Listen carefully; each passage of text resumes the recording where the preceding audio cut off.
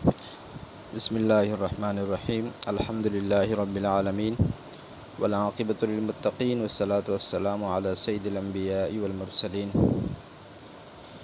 آسان فقہ برائے خواتین کورس کے سلسلے میں نماز کے مسائل کا سلسلہ جاری ہے۔ گزشتہ کل کے سبق میں ہم نے واجبات نماز اور نماز کی سنتوں سے متعلق مسائل پڑھے تھے، جبکہ آج کے سبق میں ہم نماز ہی سے متعلق مزید کچھ مسائل آپ کی خدمت میں پیش کریں گے۔ ان مسائل میں سب سے اہم اور بنیادی مسئلہ مرد اور خواتین کی نماز میں فرق کا مسئلہ ہے۔ ویسے تو خواتین بھی مردوں کی طرح ہی نماز پڑھتی ہیں، صرف چند مقامات پر ان کی نماز میں اور مردوں کی نماز میں فرق ہے۔ باقی تعداد کے اعتبار سے کوئی فرق نہیں ہے، فرائض، سنن، واجبات کے اعتبار سے کوئی فرق نہیں ہے، البتہ نماز پڑھنے کے طریقے میں چند جگہوں پر فرق ہے۔ نمبر 1، تکبیر تحریمہ کے وقت مردوں کو چادر وغیرہ سے اپنے ہاتھ نکال کر کانوں تک اٹھانے چاہیے۔ اگر سردی وغیرہ کی وجہ سے ہاتھ چادر کے اندر ہوں تب بھی جائز ہے، لیکن عورتوں کو ہر حال میں چادر سے ہاتھ نکالے بغیر ہی کندھوں تک اٹھانے چاہیے، ہاتھوں کو چادر سے باہر نہیں نکالنا چاہیے۔ نمبر 2، تکبیر تحریمہ کے بعد مردوں کو ناف کے اوپر یا ناف کے نیچے ہاتھ باندھنے چاہیے، جبکہ خواتین تکبیر تحریمہ کے بعد اپنے ہاتھ سینے پر باندھے گی۔ نمبر 3، مردوں کو چھوٹی انگلی اور انگوٹھے کا حلقہ بنا کر بائیں کلائی کو پکڑنا ہوتا ہے اور دائیں 3 انگلیاں بائیں کلائی پر بچھانی ہوتی ہے، جبکہ خواتین کو دائیں ہتھیلی بائیں ہتھیلی کے پشت پر رکھنی ہوتی ہے۔ حلقہ بنانا اور بائیں کلائی کو پکڑنا یہ خواتین کے لیے نہیں ہوتا۔ نمبر 4، مردوں کو رکوع میں اچھی طرح جھک جانا چاہیے اور اتنا جھکنا چاہیے کہ اس کا سر، اس کی پشت اور جو اس کے کھولے ہیں وہ برابر ہو جائے، مطلب سارے ایک سیدھ میں آ جائے، جبکہ خواتین کو اس قدر نہیں جھکنا چاہیے، بلکہ صرف اتنا جھکیں جس میں ان کے ہاتھ گھٹنوں تک پہنچ جائے۔ نمبر 5، مرد حضرات کو رکوع میں انگلیاں کشادہ کر کے گھٹنوں پر رکھنی ہوتی ہے اور خواتین کو بغیر کشادہ کیے ہوئے ملا کر رکھنی ہوتی ہے۔ نمبر 6، مردوں کو رکوع میں کہنیاں پہلوؤں سے علیحدہ رکھنا چاہیے اور خواتین کو اپنی کہنیاں اپنے پہلو کے ساتھ ملا کر رکھنے چاہیے۔ نمبر 7، مردوں کو سجدے میں پیٹھ اپنے رانوں سے الگ اور بازو اپنے پہلو سے الگ رکھنے چاہیے،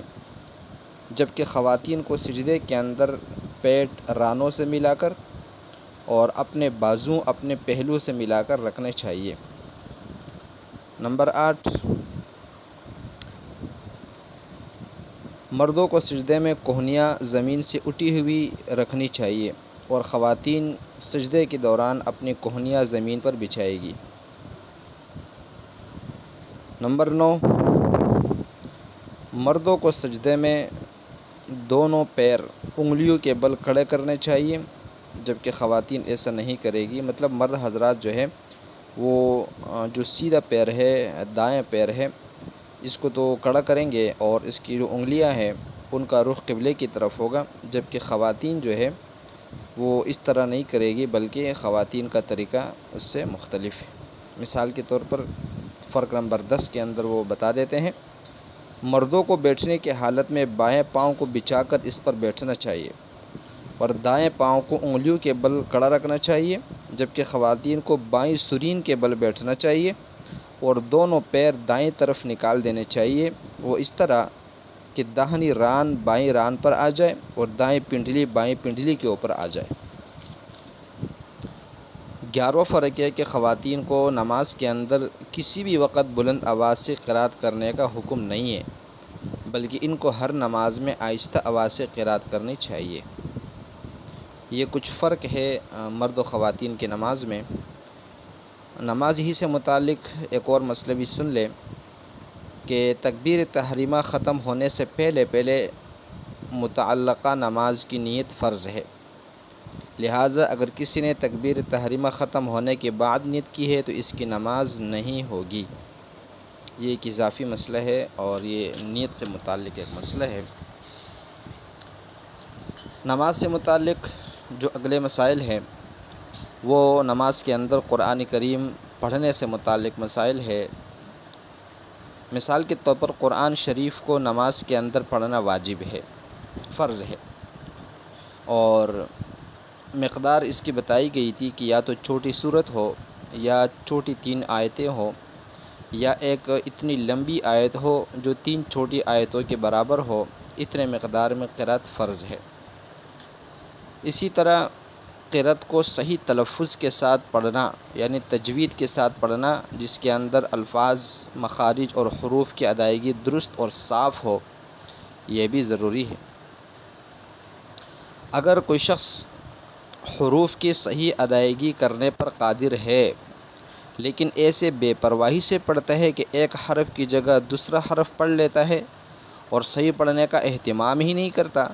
تو ایسا شخص گناہگار بھی ہو جاتا ہے اور اس کی نماز بھی صحیح نہیں ہوتی۔ البتہ اگر کسی سے کوئی حرف محنت اور مشقت کے باوجود بھی ادا نہیں ہوتا،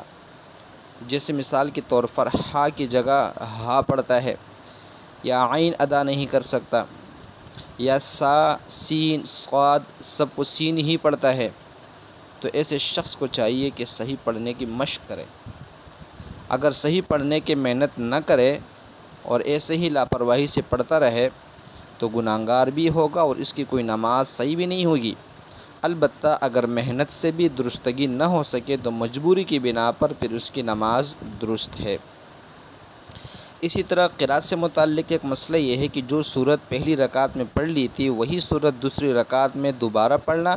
یہ جائز تو ہے، کر تو سکتے ہیں، فرض ادا ہو جائے گا، لیکن بلا ضرورت ایسا کرنا ٹھیک نہیں ہے، بہتر نہیں ہے، مناسب نہیں ہے۔ اسی طرح قرآن مجید میں صورتیں جس ترتیب سے لکھی ہوئی ہے نماز میں اسی ترتیب سے پڑھنی چاہیے۔ مثال کے طور پر پہلی رکعت میں کوئی سورت پڑھ لی تو دوسری رکعت میں اس کے بعد والی سورت پڑھنی چاہیے،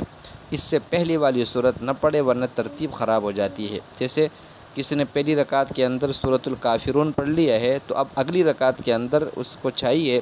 کہ سورۃ النصر، سورۃ اللہب، سورۃ الاخلاص، سورۃ الفلق یا سورۃ الناس میں سے کوئی سورت پڑھے۔ اسی طرح جب کوئی سورت شروع کر لیں تو بلا ضرورت اس کو چھوڑ کر دوسری سورت شروع نہ کرے، کیونکہ ایسا کرنا مکروہ ہے۔ اسی طرح جس شخص کو نماز کے اندر مسئلہ ہے، اس کو نماز بالکل بھی نہیں آتی یا وہ نیا مسلمان ہوا ہے، تو وہ پوری نماز میں سبحان اللہ، الحمدللہ وغیرہ پڑھتا رہے، ایسی صورت میں فرض ادا ہو جائے گا، لیکن اس کو چاہیے کہ نماز سیکھنے کی کوشش مسلسل کرتا رہے۔ اگر نماز سیکھنے میں بھی کوتاہی کرے گا تو یہ گنہگار ہو جائے گا۔ اسی طرح اگلا مسئلہ قرأت سے متعلق یہ ہے کہ جو نفل نمازیں دن میں پڑھی جاتی ہے ان میں آہستہ آواز سے قرأت کرنی چاہیے، اور جو نوافل رات کو پڑھے جاتے ہیں ان میں اختیار ہے، چاہے تو بلند آواز سے پڑھیں اور چاہے تو آہستہ آواز سے پڑھیں، یہ حکم مردوں کے لیے ہے۔ اسی طرح نماز میں سورہ فاتحہ کے بعد جب کوئی سورت شروع کرے تو بسم اللہ کہہ کر شروع کرے، اور اگر 2 رکوع والی سورت پڑھیں تو سورت کی شروع میں بسم اللہ پڑھیں، اور دوسری رکعت میں جب اسی سورت کا دوسرا رکوع شروع کرے تو وہاں پھر دوبارہ بسم اللہ نہ پڑھیں۔ ایک دفعہ پڑھ لیا تھا پہلی رکعت کے اندر، بس وہ کافی ہے، اب دوبارہ دوسری رکعت کے اندر نئے رکوع شروع کرتے وقت پڑھنا ضروری نہیں ہے۔ یہ کچھ مسائل تھے نماز ہی سے متعلق، اور انشاءاللہ اب ہم اگلے سبق کے اندر نماز ہی سے متعلق مزید مسائل آپ کی خدمت میں پیش کریں گے۔